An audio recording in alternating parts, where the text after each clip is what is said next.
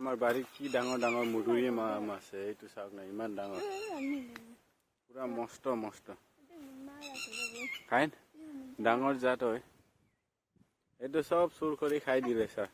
মই ইমান ৰাখিছিলোঁ পকাল, এইটো অলপ সৰু আছে, অথনিটো ইমান ডাঙৰ। এই ডাল ছিঙি নিদিবি, এইটো চাওক না, মধুৰি আম।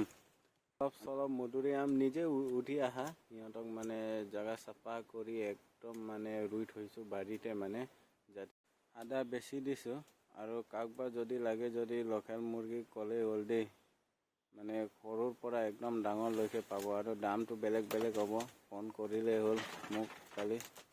মই চব মানে ৱাল লগাই, বাউণ্ডেৰী লগাই থৈ দিছোঁ, নহ'লে নেহুৰ সাপ সোমাই পেলাই একদম খাই দিয়ে। আৰু সেইকাৰণে মানে সৰু পোৱালিকেইটাক বচাবলৈ কাৰণে এইবিলাক ৱাল চোৱাল দিছোঁ। আৰু এতিয়া আমাৰ গাহৰিকেইটা অলপ বেচিব পৰা আছেনে নাই চাব যাম। আৰু